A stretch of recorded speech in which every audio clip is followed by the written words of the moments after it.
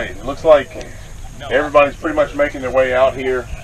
What a beautiful day we've got to be out here walking and learning and sharing with each other.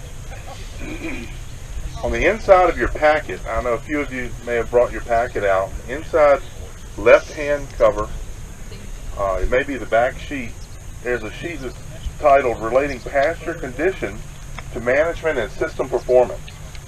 You may want to get that out to look at that right there. But basically, with my role within the Natural Resource Conservation Service is to work with our conservationists in the local offices across the state and also help do some events like this today. But what we do is we really help train our local staff to go out and do a visual assessment of pasture condition. Now we use a more of an in-depth, thorough form to do that, but what I've done here is I've condensed that to the top half of this handout that many of you are looking at right now. So your goal as a livestock producer, or most of your goals, is to produce a certain amount of livestock on your overall production unit. When I'm talking about production unit, your production unit is limited by the number of pasture acres that you have. So for most people I talk with and meet with, they want to maximize that production potential without degrading the plant resource or the soil resource or the water resources. Would you all agree that that's a general goal? Yeah?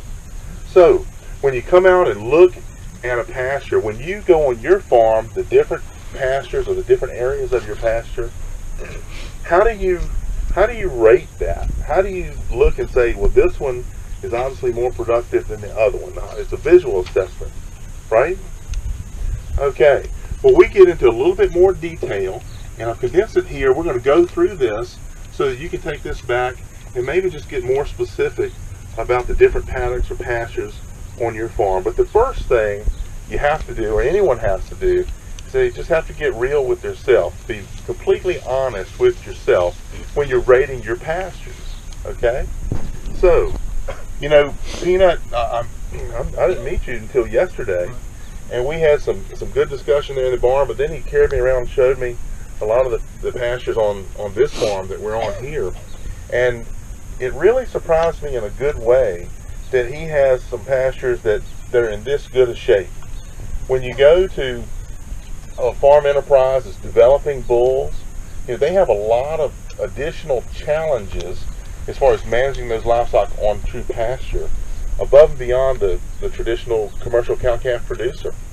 And a lot of those situations is just sacrifice lots and heavy use areas and so forth. And he admittedly showed you on the map he has some of those. But what he has done, he's been able to contain those areas of heavy use so that he's preserving the productivity in the majority of the pasture land here on this farm. So when we're looking at this pasture, when we talk about desirable forage species, what do you see here around you on the ground that you would say is desirable forage species? Somebody said clover and some of the grass. That's right. Now, Dr. Fike, yes, Dr. Sir. John Fike is here. He and I are basically going to tag team this hour and a half. But basically, you've got, you might want to pull, if you could, I can't walk in front of this microphone or it'll start squealing. Okay? So you might want to pull some samples and just show them the difference in fescue and orchard grass and so forth. And some of you can come around this way. We can look at it more closely. But we're going to go through this. The first part of this is desirable forage species. I'm always trying to take the mic from JB. We had a grazing school last week, and I gave my talk, and he was next, and the slides came up, and I'm like, I'm ready to go. So, JB, I thought, since I don't teach anymore really, but since I have a background in teaching, I thought we should give it a test. Oh, yeah. How many of you, if I asked you to show me orchard grass and tall fescue, could find orchard grass and tall fescue in this plot? Several of you can. So those of you who can do it, and let's teach the people who can't do it. How do you, Jim? Yeah. How do you recognize tall fescue from orchard grass? How do you distinguish the two? I think orchard grass is a little bit bluish. Okay. And a little bit taller in its leaves. At this time of year, it often goes to seed a little earlier too. Okay, so my daddy used to say, I grew up in Franklin County on a dairy farm. My dad used to say, 10th of May, too late for orchard grass hay. That's probably true for dairy cattle. So it does go to head earlier. And it is a bluer color. There are some other ways to distinguish orchard grass. The scarcity of it. The scarcity of it. Well, yeah, that could be. Anybody else got some things that we might look at? Smooth. It's smoother. All right, right. So we could feel the difference. There's also a structural difference. Thank you very much. So I've got some orchard grass in my hand, and I'll pass this around in just a second. But I want you to look at the leaf. One of the things about the leaf tissue is it's got this kind of fold in the middle. You see that? I don't know if you can see that from where you're standing, and I'm not going to bite you if you want to get up closer. But orchard grass, when it's kind of stressed or whatever, it will fold up. And if you look, it's got this kind of strong central vein through the middle here. And if the other thing about that, so this is a reproductive tiller right here. You can just see the head starting to come out, and it looks a little bit round. But generally, orchard grass tillers, the new tillers, are kind of flat, whereas tall fescue will be round. Now, let me pass that around, and JB's passing some around, and we're taking all the peanuts, orchard grass, and he may be disappointed with us, but it'll grow back. Here you go. There's a few. So some of those are reproductive, and they'll be more stiff than the vegetative tillers. Why? So here's a question, and I'm going to get into this later, but how many of you stockpile your grasses in the fall? A few hands. A few hands. How many of you have ever heard of stockpiling tall fescue? Why do we put tall fescue behind stockpile? Well, they're both cool seasons, but why don't we say stockpile orchard grass? Well, so peanuts say it starts cooling off and grows well, and I'm gonna take exception to that. Okay, good. I'm gonna say, well, okay, let's make it a little different. Why don't we say we're gonna stockpile red clover? It's not cool weather. No. So what happens to red clover in, let's say about the middle end of October when you get a nice heavy frost? Just gone, isn't it? Just burns up. So the reason we stockpile tall fescue, and the reason we can stockpile orchard grass, but we don't do as much of that, or couldn't do as much of that, it just doesn't last as long structurally. So JB, let's pass around the tall fescue. Can we do that? If you get a hold of some tall fescue and you look at the leaves look like they have kind of ribs in them. You see that? I'm going to pass those around.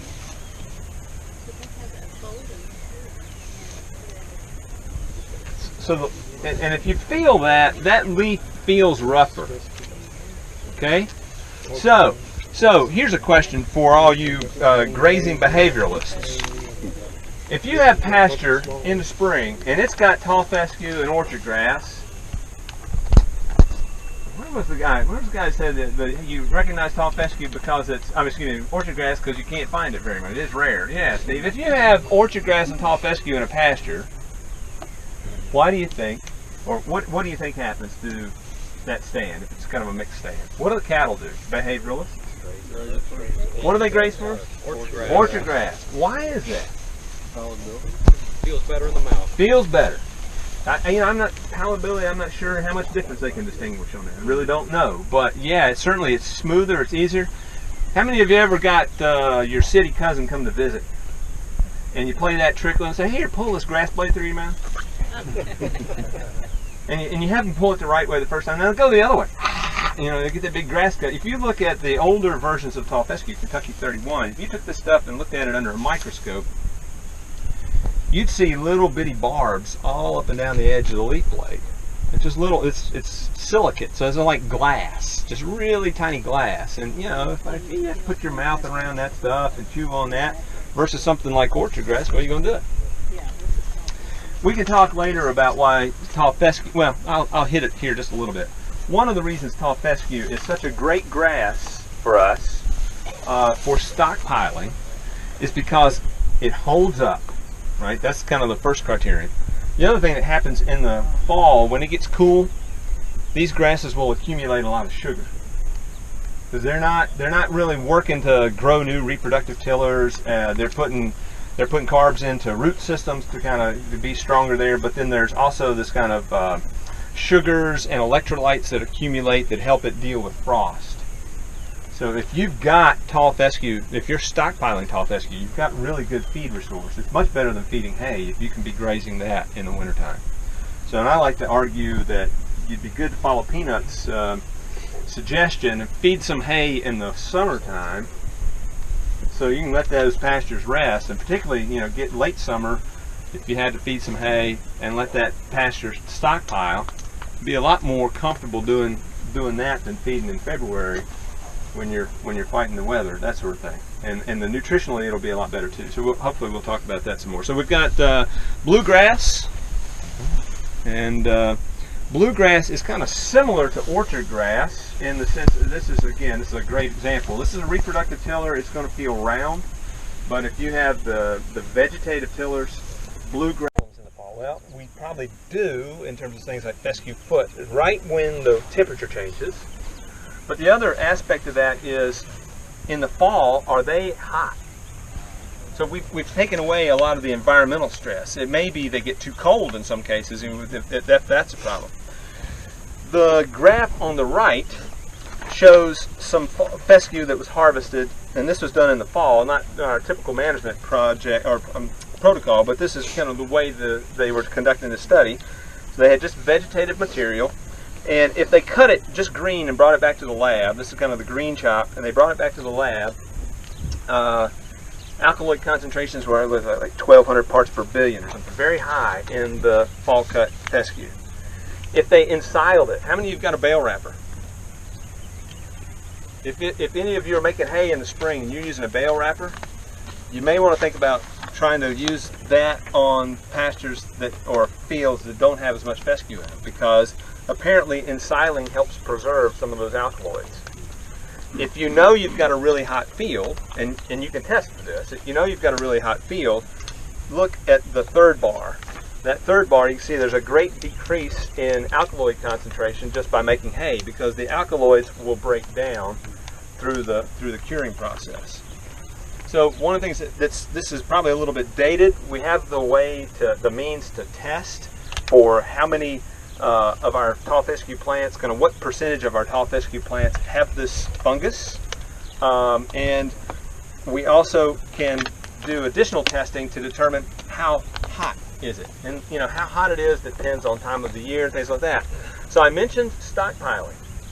That's kind of the last set of figures. One of the great things about stockpiling, in addition to the fact that it's much more nutritious than hay as a general rule. I mean, TDN might be 30, 40, 50% higher than a lot of the hay that we make. But in addition to that, if we can get into that like in December or January, then those alkaloid concentrations are going to decline, because the alkaloids will break down through that freezing and thawing process that happens in winter. So stockpiling gives us an opportunity to get a cheap feed. It's much cheaper than hay. It gives us an opportunity to have a more nutritious feed that's better than hay. And it gives us an opportunity to get rid of some of the alkaloids in that plant material to reduce their exposure to those toxins. This is 2 pages. We could spend a month talking about all this stuff. I mean, there's all kinds of stuff about tall fescue and tall fescue toxicosis. But those are just kind of a few things to consider as you're thinking about management. Some of you may have heard of the novel endophyte fescue.